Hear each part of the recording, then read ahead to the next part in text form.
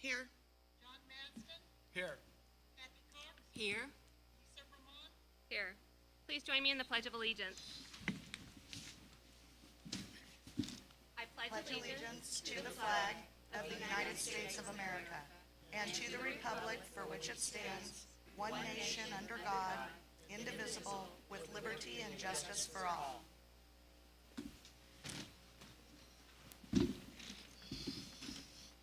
Do I have a motion to review and accept the agenda for this session?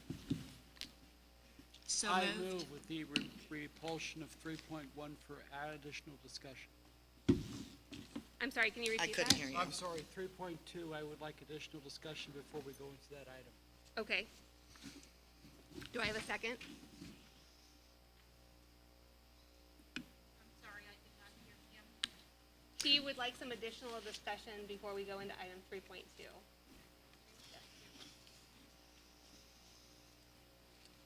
Do I have a second to review and accept the agenda? Second.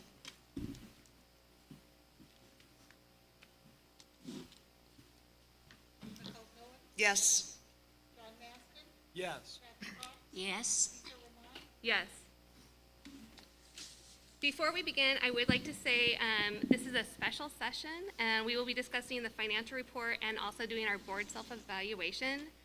But during special sessions, we do not have a call to the public. Okay. On item 3.1, this is the annual approval of annual financial report for the year 2019 to 2020, and it's presented by Mr. Murray. Thank you, Madam President. Members of the board, it is recommended that the governing board accept the annual financial report for fiscal year 2019-2020. The report is being prepared in compliance with ARS 15-904. After approval by the governing board, the annual financial report will be submitted electronically to the Arizona Department of Education. A link to the summary will be available on the school district website, and copies of the annual financial report have been provided to the board. It is my motion that we unanimously approve the financial reports by Mr. Murray and note that he has sent us excellent, informative information on the financial condition of the district. Do I have a second to Second. approve item 3.1? I did the second, No. thank you. Okay. And so, Mr. Murray, will you make your report, please? Yes, thank you. So the annual financial report for the fiscal year 2020 is in front of the board. It is available also to the public, or will be shortly after this meeting, I would say tomorrow. It'll be posted on the website, and as mentioned in the action item, it will be posted or sent to the Arizona Department of Education. So the annual financial report is a report that is given to all districts throughout the state, and then they fill out the given spreadsheets and then submit them to the Department of Education. And I will review some of the pages here and just point out exactly where our expenditures fell and were placed during the fiscal year. So on page 1 of the annual financial report, it's up on the screen. It's also on the screen for those who are viewing, and it's in front of the board. Just for the board to clarify, you have 2 packets in front of you. The smaller packet, the 8.5 by 11 packet, is the actual PowerPoint presentation, so you don't have to hurt your neck by Thank you. turning around and looking at what's on the screen. So what's on the screen is actually right here in front of you in written or in printed form. The legal size document that's in front of you is the actual annual financial report. And you can see that both documents are tabbed so that you can reference easily from the PowerPoint to the actual annual financial report if you need to. I will probably point that out a couple times during the presentation so it's easier for you to reference, I hope. You know our board loves tab report. Gets better every year. You have 8 of them, and they're all different colors. We found 8 different color tabs, so hopefully it should be pretty easy. I wanted to thank you as well, because when we get to the breakout sheets, I can see from 6100 to 6800 on a single page, and it gives me all of the pertinent points on it. Correct. That was the goal, so. Good. And again, this is available, will be available for the public to view as well. So on page 1, I just wanted to highlight, this is a simple, basically revenue expenditure breakout as to where the revenues came from during the fiscal year. You'll see the majority of it came from property taxes. That's how it works in this state. And you can see it going across the top. There are 5 different major funds that page 1 kind of summarizes here. I want to direct your attention over to debt service, since that, I think we highlighted last year adjacent ways or bond building. This year, I just wanted to point out debt service for the sake of understanding what happens there. So our revenues do come from the secondary property tax levy that was approved by the voters back in November of 2016. So you can see the amount generated there from property taxes to fund debt service. Then we have interest income. Our monies are kept at the county level, so the county invests our money. They're pretty conservative in how they do that because our money is liquid and fluid. We want to have access to it. We don't want to tie it up for long term. So you can see the interest that was generated there. And then as you go down to the bottom of the page, it brings the revenues, expenditures, and then the ending balance. Basically, in summary, down at the bottom section of page 1, you can see the revenues generated, fund transfers in. That was a result of the October Series B bond sale. So within the premiums generated there, it provided for the district some premium funds so that it wasn't levied through the property taxes, so that we could actually pay debt service. The reason behind that, in October when we sold the bonds, Series B, the property tax levies were already established and sent to the county in July, so several months before that. So in order to make our debt service payments for Series B bonds for this first year, the bonds generated a premium, went right to the district so that we can pay those debt service payments twice during that last fiscal year. You can see that total expenditures were 2.3 million. $2,052,000, and we had out of the 2.3 million generated in revenue, we'll have a ending balance of 285,000, which will become next year's beginning balance, or this year's fiscal year's beginning balance. And then once we establish levy rates for next year, that ending balance will be taken into consideration. So then that way we're not overly taxing. That's all done through the county, so that way when we have to levy for next year to pay next year's debt service payment, that amount will be taken into consideration and will be actually subtracted from the total amount. So we don't end up generating millions of dollars in debt service payments and then have it sit in our bank accounts for forever, unless we do like we did 3 years ago and give that back to the property taxpayers in the form of a levy reduction. That was the bond money that was refunded? Correct, from the old bond prior to this one. Great. So if we walk through the PowerPoint presentation, it's probably a little bit easier again, so you don't have to turn around, but you're more than welcome to look at the big screen if you like. Page 2 of the AFR, this is all about maintenance and operations. So it's not about all of the funds the district receives, all the local funds, the state funds, the federal funds. Page 2 is simply a breakout of maintenance and operations, which is funded to the district in large part from property taxes. So you can see, as Mr. Masden was pointing out, the next page in the PowerPoint presentation kind of gives a little bit more of a breakout as to what these numbers really mean. So I won't go through this part of the AFR in detail because really it just looks like a bunch of numbers on a page and a whole bunch of different cells, as you can see up here on the screen. But if you go to the next page in the PowerPoint presentation, you can see, going back to the original page 2 of the AFR, this just highlights some of the amounts that you see in page 2. So 6100 object code refers to salaries. So your base salary, any stipends, anything that has to do with paying an individual comes out of the 6100 group. You can see that included the 1% base salary increase that we had for staff last year, the COLA of $973,000 roughly, and stipends totaling of about $600,000.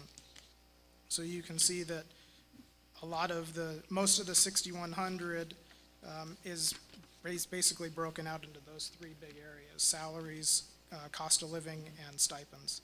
If you move to 6,200, that's our benefits section. So anything relating to benefits regarding medical, workers' comp, anything the district pays on behalf of the employee.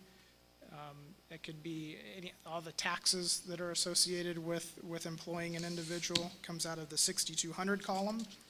You can see that our medical was about $9,400 last year per employee.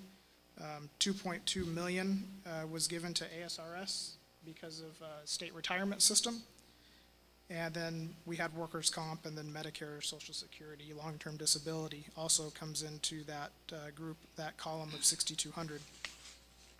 In the 6,300, 6,400, and 6,500 column, that's our purchase services. So a large part of that comes from those services that are purchased for like printing, our disposal services, but a big part of that group is our ESI contract for substitutes. You can see that is a little over $600,000 for substitutes.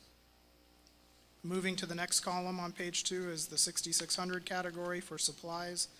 You can see there $466,000 roughly for classroom and office supplies. Custodial supplies were around $120,000, about $1.125 million for gas and electric, and roughly $31,000 for gas and diesel for fuel for our white fleet and buses. Your classroom office supplies, is that the actual supplies and stock items for classrooms? Correct. That would be for classrooms, but it also does include those requests made by office personnel needing pencils and pens and paper, copy paper, those types of things. It's all lumped together, $466,000. And then in the 6,800 category, that's typically there's not a whole lot of expenditures there, but that's primarily professional dues. We're talking about ASBA, like our ASBA fees that we have to pay every year to belong to ASBA, ASBO, any bank fees that come from credit card transactions. So we have our InTouch software, receipting software system, and for convenience, we have a lot of parents who like to purchase shirts and pay for their tax credit and other things online. That generates a bank fee because we have credit card transactions that occur, and the district has to absorb that or somehow charge the end user for like convenience transactional fees to help offset that cost. The district primarily absorbs those costs for convenience to the parents. If you go to the next page on the PowerPoint, this is going to lead up to page 3 of the AFR. This page 3 has to do with classroom site funds. So this report that you see up on the screen or in front of the governing board is the report from the Department of Ed showing exactly the payments received for classroom site funds.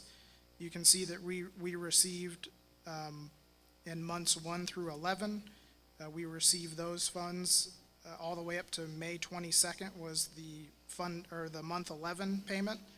That was included in last year's 301 disbursement. But however, if you look at month 12, the June payment didn't arrive until July. So by then, the new fiscal year already started, and you can see my note there that we do this every year. Sometimes it's more than 1 month, sometimes it's 2. We had 1 year, I think, that was actually 3 months that were carried forward because the state was so far delayed in paying us. But that month, June's payment will be added to this November's payout for 301. So if you go to the next page in the PowerPoint, again, this is just backup to page 3 of the actual AFR. This is what we use to show the payments received, and then we have to break out those payments into Fund 11, 12, and 13.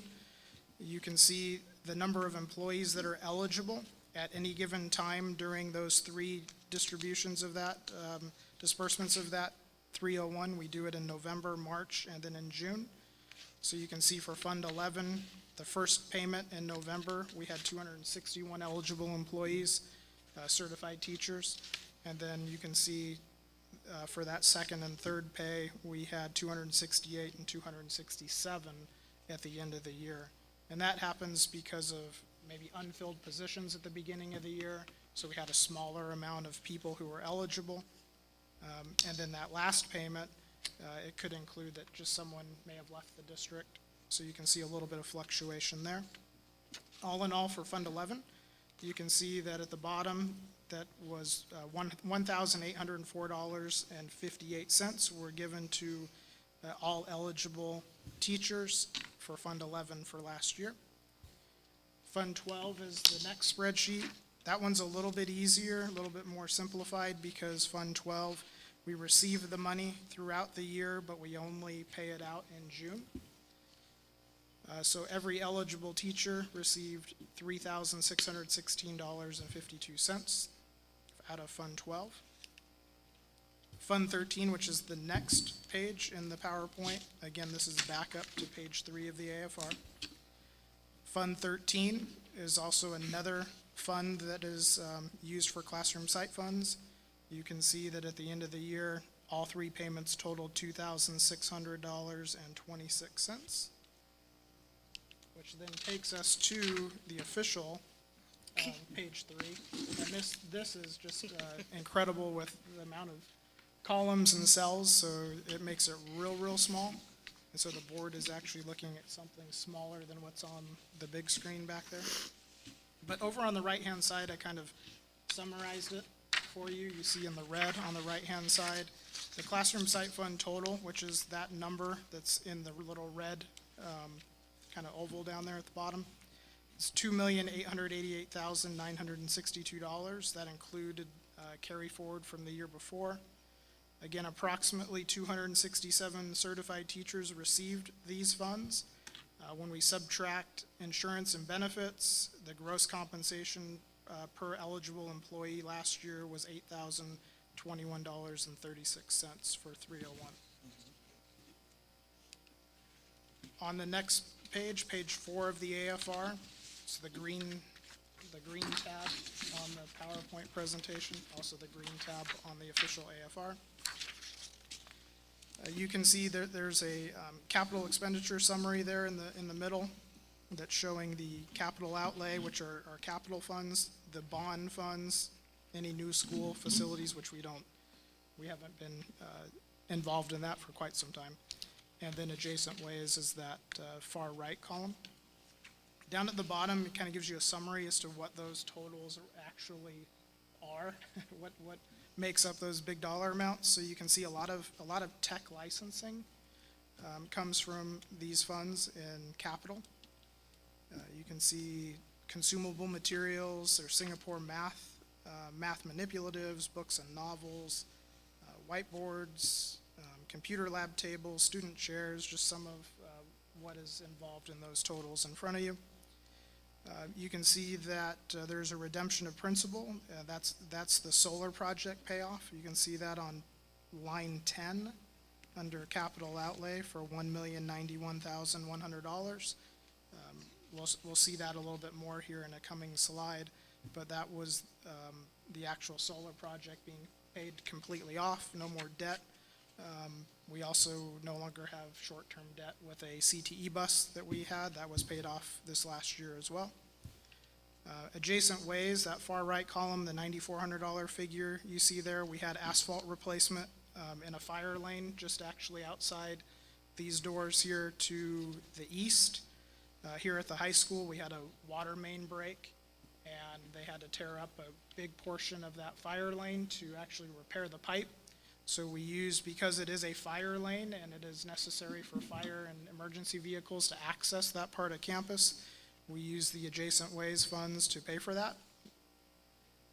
Bond, you can see those bond dollars there, total expenditures of just over $4 million. We finished with the majority of our district-wide carpet removal and replace project this last summer. We also started construction services for phase 2 of the athletic fields, both at this school and at Thunderbolt. as well as construction services for security improvements at all of the elementary schools. Bond total, that total of $4 million also included purchasing of 3 buses last year, and a few other items, but those are the major highlights. And then again, you see on that far right side, again, more hosting, licensing, absence management software, Microsoft licensing, et cetera. I have a question. Yes, About the solar project. yes. A couple of questions. Number one, does that include the solar project at the high school and at the district office, or is it one or the other? It's all of it, All of them? yes. So is there any way, off the top of your head, I'm sorry, that you can estimate how much, now that we've paid it off, that we are saving because of that project?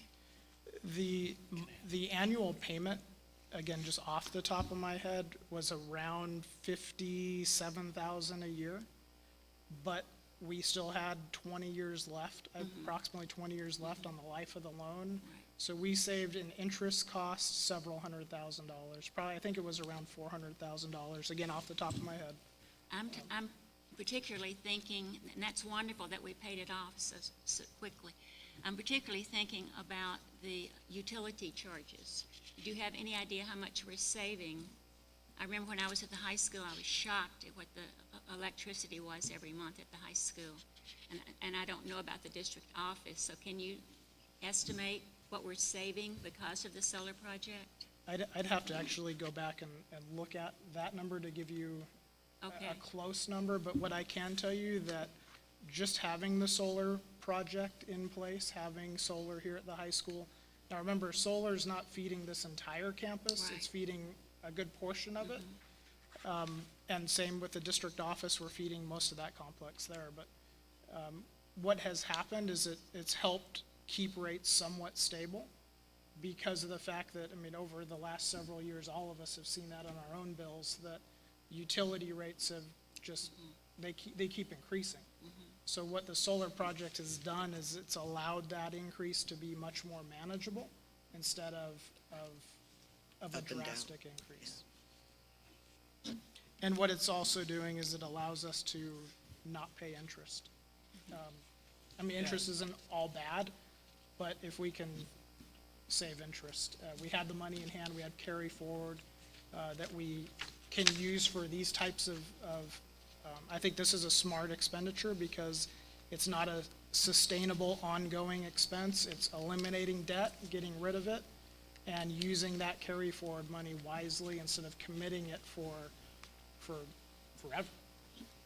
As somebody who's put solar on his house I have two. and his church, I can tell you that what this does in the first 6 months is that it puts a fairly good run at the actual meter reading costs and not just the electric costs. But any savings on electricity becomes extra money that you may need for new air conditioning or electrical units. So there may be upfront savings, but it doesn't mean that you're gonna lose the maintenance costs on your building. Now, it doesn't help when someone runs into one of your poles and takes out part of, that's why you see all the fencing around the equipment here at the high school. That's being repaired, but we had a contractor accidentally back their big piece of equipment into it, and it's being repaired now, but I'd say that we did a good job of putting out well-spent money to get that cost out of our hair. Yep. that was the plan. So going to the next page, which is page 5 of the AFR, but on the PowerPoint here, it's the light blue tab. This is, again, just basic beginning fund balances, revenues, expenditures, ending balances. You can see that in more simple terms, but this highlights federal and state money. So these are monies, not local monies that are coming to us, but more of the federal and state monies that we receive from the state. I wanted to kind of direct your attention down to that red area in the rectangle, Fund 456, the college credit exam incentives. This is kind of an interesting thing here, a neat thing for our teachers who are here at the high school that are encouraging their kids to take AP exams and better themselves that way. This is money received from the state. For every passing score, the incentive money is available for teachers. So in this district, when we receive monies for each of those passing scores, whoever that teacher of record is, or identified teacher, that's identified from the administration here at the high school, that money is then 70% of those funds go directly back to the teacher. And then the 30% is used for their department to be able to use it for curriculum or, instructional support materials, those types of things, professional development, those things. So it's a great incentive for those teachers who are pushing their kids and getting them to take these AP exams. They get a little bit of incentive money back in doing so. So you can see that last year it was about $8,000, just under $9,000 given to three teachers. You can see we had psychology, biology, and calculus. On page 6, which again is similar to the page just before this, however, these are the other funds that weren't mentioned in the local funds or in the state and federal funds. These are our funds received. We see instructional improvement, civic center. A lot of these funds are given to us through, they're like cash control funds, so they're given to us from the public in paying fees or other types of revenue sources. So you can see that here. BRG, that building renewal grant, Fund 691, down towards the bottom that has the red rectangle around it. You can see last year we received about $670,000 in monies from the state for projects that were funded by the School Facilities Board. And then on the far right of this page, just a little tabulation summary there from January of 2017, so just after the override was passed, to June of 2020, so just this end of this last fiscal year, we've had roughly $4.25 million funded to us from the state for state-approved projects. So this is mainly like air conditioning units and chillers. So that $669,000 from last year, a big portion of that was for the smoke tree chiller project. They funded that smoke tree chiller. On page 7, again, this is what I talked about with that short-term debt regarding the solar project and the bus. You can see there that red rectangle up there in the top left. You can see that when we started the fiscal year or ended last fiscal year ended 2019 and started the 2020 fiscal year, we had $1.1 million in short-term outstanding debt. And then at the end of this last fiscal year, June 30th, in paying those items off, we now have $0 in outstanding short-term debt. You can see on the right-hand side in letter H, the average teacher salary. This is required by the state to make this available in public.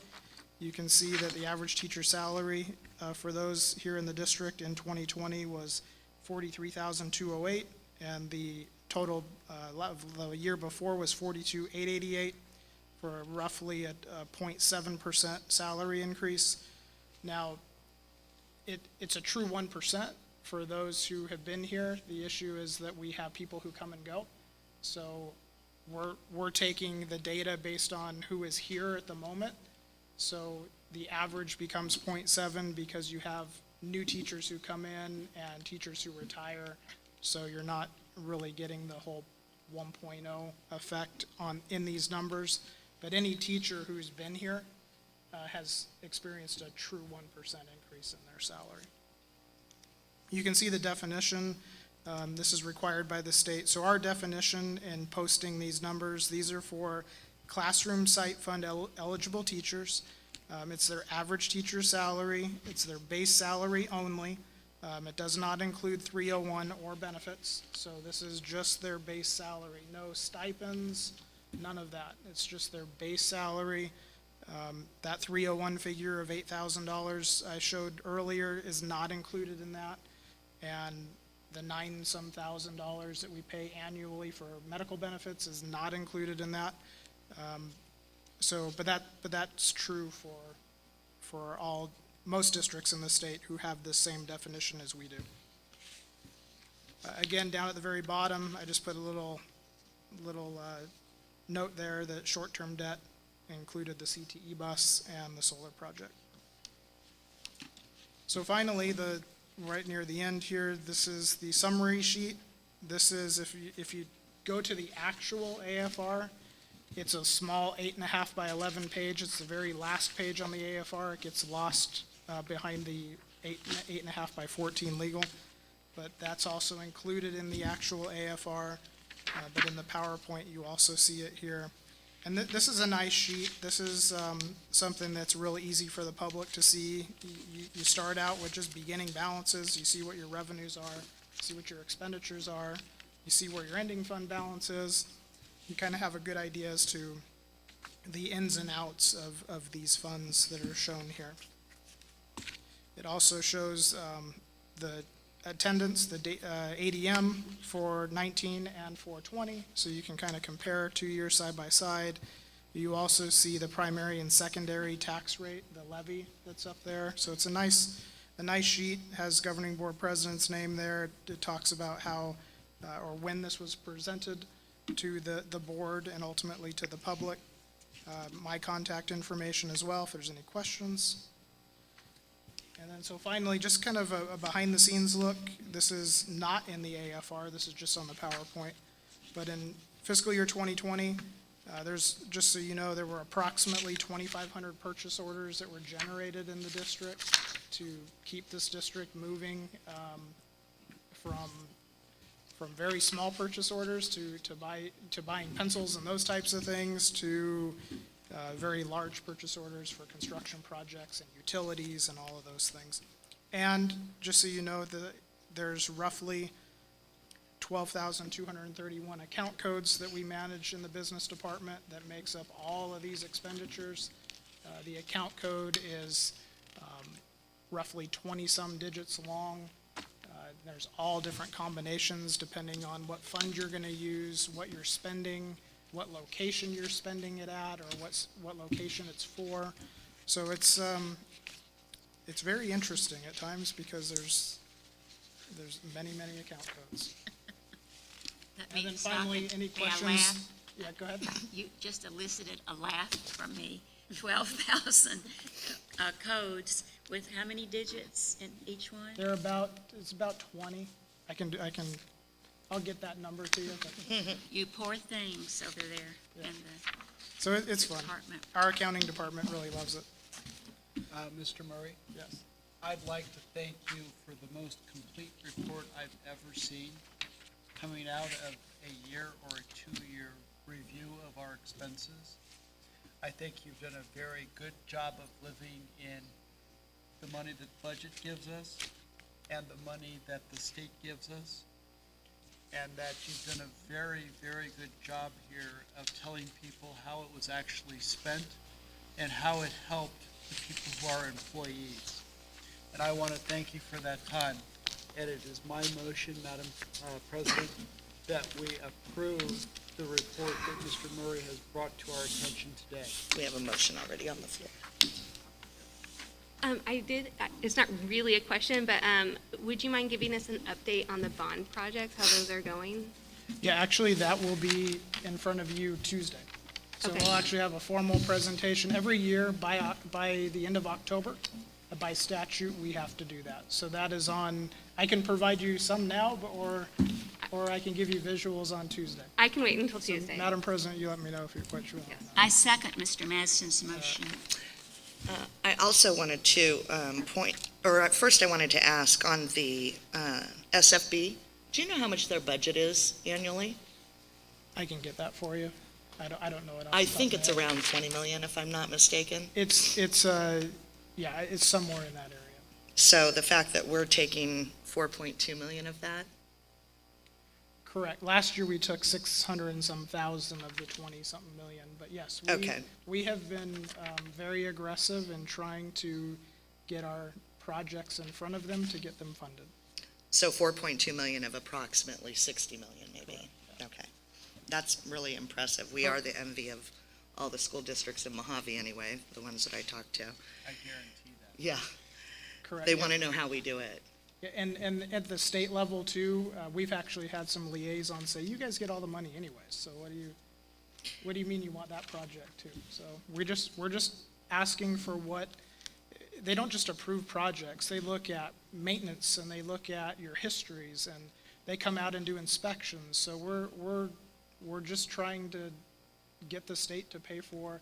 Now, you'll recall that a couple of years ago, our capital, our district additional assistance was only $300,000. You cannot run 9 facilities, almost 1 million square feet with $300,000. When you have 40-some air conditioning units on top of one building, you can't, it's impossible.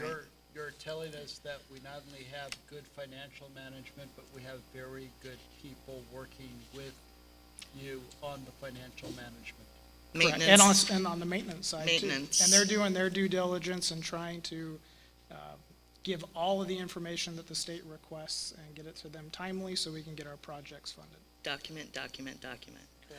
And then the other thing I just wanted to point out was, because I didn't see it on the page, but our starting teacher salary is now 36,000. Correct. Yes, that's correct. And if I'm not mistaken, in 2014, and I won't hold anybody to this, I can't turn all the way around. Do you know if our starting salary was 29.5 in 14? 15? I feel like it's 30. Why do I remember 29.5? I do Okay. too. All right. Well, we don't know, so, but maybe we could know. In any case, it is at It least is a improved. big improvement. We've done a very good job as a district, making sure that our teachers are properly compensated and properly benefited. Thank you so much. Any other discussion or questions?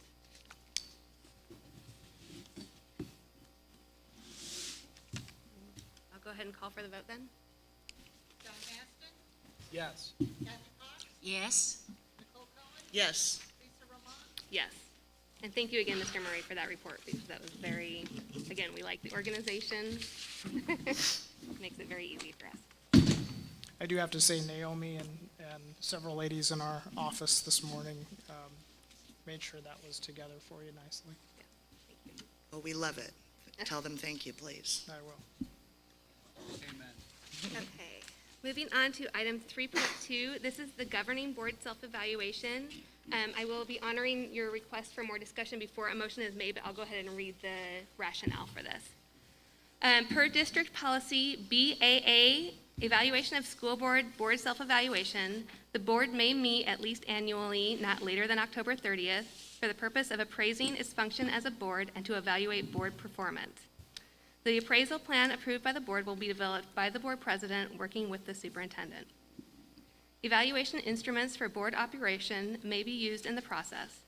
The superintendent and others who regularly work with the board may be asked to participate in all or a portion of the appraisal.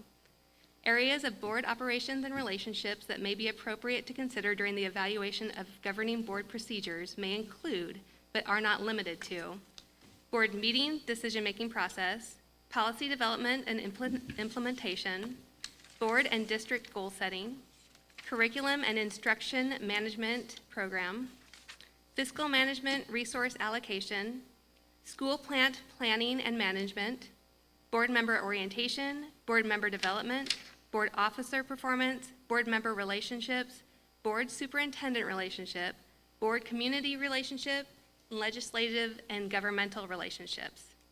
The governing board will be using policy exhibit BAA-E, evaluation of school board self-evaluation, the annual self-appraisal of the governing board. This is an annual governing board self-evaluation, self-appraisal. Therefore, there will be no audience comments. Mr. Masden, did you want to open with? My question is have we established what our relationship is with the superintendent, which on BAA-E is number A, underneath the guidance listed in the papers that I got in my packet. Okay. Well, would you support a motion to open discussion, and then we can go from there? I would not open discussion without our entire house in order. So- I make a motion that we open discussion. Okay. Do I have a second? Wait, what are we We gotta going to be discuss it. discussing? We're just going to be discussing the evaluation. The instrument itself? The instrument? I think that Let, we have let me, to- let me reword I will retract my motion and make another motion. I move that we waive our 2020 board evaluation, reconvene at our November 17th board meeting at the district office, and rewrite BAA-E evaluation instrument. I'll second that. Okay. And the reason that I the reason that I wanted to make that motion is because, and I wasn't at the board evaluation last year. I wanted to talk about it last year, but I wasn't there. It doesn't seem like it measures anything meaningful, in my opinion. It doesn't seem like it's tied to the superintendent, which it clearly states right on the original board evaluation that this may be carried out in conjunction with the annual evaluation of the superintendent. And it seems like we might want to go through and kind of tie those two together now that we have a new superintendent that will be evaluated next year. It will probably be helpful for her. And maybe a little more thought in terms of our evaluation itself. So I was thinking that maybe we could use the superintendent's evaluation tool and our existing evaluation tool, and maybe the boardsmanship presentation that Tosca Henry had presented to the board a few years ago, as well as statute that discusses our duties, whether they're discretionary or otherwise. And maybe if we had time to think about that and think about what our responsibilities were and what we're trying to measure, then we could all come back and rewrite it, but not at this venue because it's too difficult. And so I figured if we're going to do that work, it would be best to do it in the district office since we're not taking public comment, and then we could have the computer and, et cetera. So, I will agree with Mrs. Cohen on that. And I think it is unfair to our board and our superintendent not to have ourselves far enough along to formally do what's already in BAAE. Okay. just seems like a good time with a new board that's going to be seated in January. And this is one of the policies that we just never got to, my time on the board, and Okay. so. I will go along with that. I'm not sure, as far as kicking this to the November meeting, I would rather, if we're going to rewrite something, I think it would probably be a lengthy process. And so would you support doing that in a special session instead of a regular board meeting? I would. I would as well. Okay. Now, I do not think that the superintendent's evaluation and the board's self-evaluation should be on the same evening.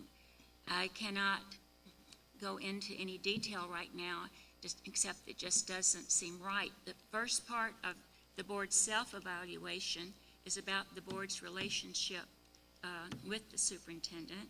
And as I look down the items, it's not the board that should be evaluating that if we use those items. It is the superintendent who should evaluate whether the board imparts information or the board clearly interprets its position on controversial matters, or the superintendent's position on whether she thinks that the board disregards personalities or if the board communicates views. I don't like this section because it's really the superintendent's input, in my opinion. I think you're highlighting why we need to do work on the policy Okay, itself. well, this is the one area that, that I had noticed, that I was very uncomfortable with. Sure. But as far as doing them both evaluating ourselves and the superintendent the same evening. Can you tell me why I'm uncomfortable with that? Can you? Well, I don't think we have to do the evaluation in the same meeting. That's not how I'm reading it. I'm reading that last sentence of the paragraph, that they can be carried out in conjunction with the annual evaluation. It doesn't necessarily have to be on the same evening. Is there a date, a deadline for No. the superintendent's evaluation?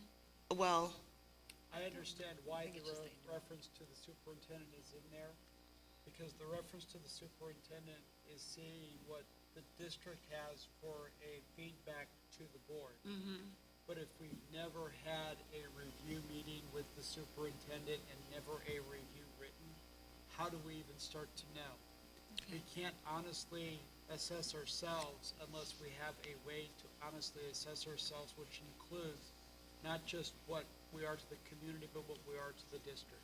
Okay, and if the superintendent is carrying out the board's wishes, they should be in conjunction, and this board evaluation should reflect our annual goals every year, so that the superintendent knows what she's being measured by. well, if you don't mind, let me just ask the superintendent, what are your thoughts about this? What's your input? I'm actually in complete agreement. I think this is a great time to align all of those structures together so that I'm certain that I'm working in the path that the board has set for the district, and that we're all aligned in what we're doing. So I think this is perfect timing, and everybody can have input on that. My goal in raising this is to be fair to the superintendent.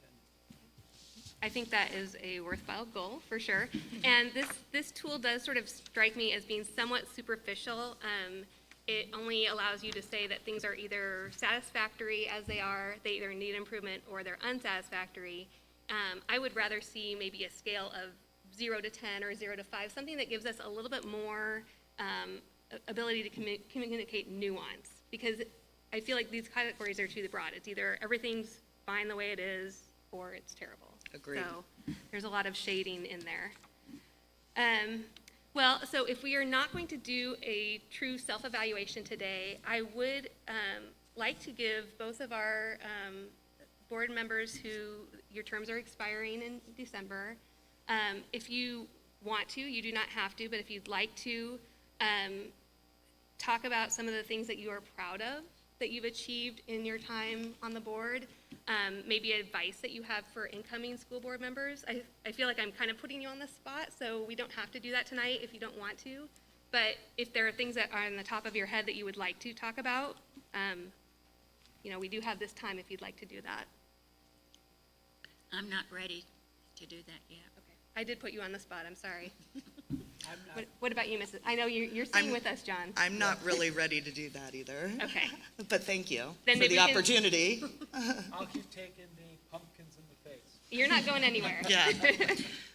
Okay, well then, just so I don't catch you off guard next time, I probably will give you some time if you would I'll like be that. ready next time. Okay. For sure. Okay, so what we have decided then on this item on 3.2 is that we will schedule a special session to revise our self-evaluation tool. Can I make some suggestions for that? Yes. I would like to have our attorney available as Okay. we go through this, because I think she'll have some insight. And I also think that we should do like what we used to do and have a Word document with this on it up in the boardroom so that we can go through it line by line and make the adjustments that we feel are necessary. Okay. And I would, along those lines, maybe it would be helpful to have a template sent out to us beforehand so that we can have revisions suggested so that we're not just kind of hashing it out. I could see that being a very lengthy process if we do I it that will way. agree with that. Yeah. What about, and I'm sure these are available, a suggested criteria that we could select from, and not try to come up with these out of our head or have to do research. I'm sure they're available. Well, I think it's on the third page, like there's suggested criteria for our board evaluation, but that's why I think we should use the duties And kind of what we focused on, maybe using some of the past evaluations, on the last page of the evaluation where it asks what our general statements are, our weaknesses, significant accomplishments, maybe go back through those and review those, and then that'll give us a good idea of maybe some categories that we should add and add nuance to, or the opportunity for nuance. I don't see this as a delay at all. I see this as a different way that we think forward as the board itself, and a better way to get a starting point for next year. I agree. And if you come across, Dr. Stone, if you come across other districts that you think are using a template that our district might find helpful, if the board agrees, please pass that along. I will share that with everyone. So, I can't remember who seconded the motion, was it I somebody? did. You did? Do you want to withdraw your second and I'll amend my motion? Did I second? Because I was pretty specific. I seconded it? No, it's mine, I made the motion. Okay, who's? John. Oh, I'm glad you're here to keep track. Mr. Masden Oh, was the second. Mr. Masden was the second, okay. So you're gonna, I need you to withdraw. I will allow you to withdraw. You withdraw your motion, or your Yes. second. Okay, I make a motion to waive our 2020 board evaluation, reconvene at the district office at a future date for a work session, and rewrite BAA-E evaluation instrument. I'll second that. Do we have to specify special session, or will work session work? The phrase work session in your motion, or do we have to specify it's a special session? No, work session is fine. Okay, because I know at special sessions, Did I say work session? Yeah. at special sessions, the public does not give feedback. Work session, they don't either. Okay, Work session is for the board to work. okay, And I think we need a work session. Yeah. okay, fine, I'm fine with that. We have a motion and a second. We do, I second it. Yes. I think we're ready to vote then. Yes? Yes. Yes. Yes. Okay, any announcements? I did have one, and it's just an orchid that I saw on Facebook, but it was for Mr. Berger, who is the principal at Nautilus, and apparently he calls his students who have birthdays on their birthday and wishes them a happy birthday, and it really clearly meant a lot to the parent and to the child, and I just want to say that things like that really, first of all, it helps us remember why we're doing all of this, that it really is about student achievement and student growth, and I just want to thank Mr. Berger for going the extra mile because it clearly touched a lot of people. I'll echo you. Mr. Berger has done a lot of good work for this district. He not only is doing that, but he also shows up on the field for a football for CTE students. And he's just a wonderful guy because he shows up, and when someone like me walks out there to play, I get a funny chicken thrown at me, and he's just the guy. It's funny, it's light approach, and he's just a good guy. And in light of the Supreme Court Justice hearings that are taking place right now, I just wanted to make an announcement. There's a new documentary out. It's called Equality, Clarence Thomas in his own words, and it's one of the most amazing documentaries I've ever seen, and I've seen a lot of documentaries. So that just came out last week, and it just seems timely and appropriate, so I thought I'd let everybody know about it. Where is? On Amazon, or on Amazon Prime is where I watched it, but I think it's on a bunch of different sites that people Okay. have. Well, if there's nothing further, I'll take a motion to adjourn. So moved. Second.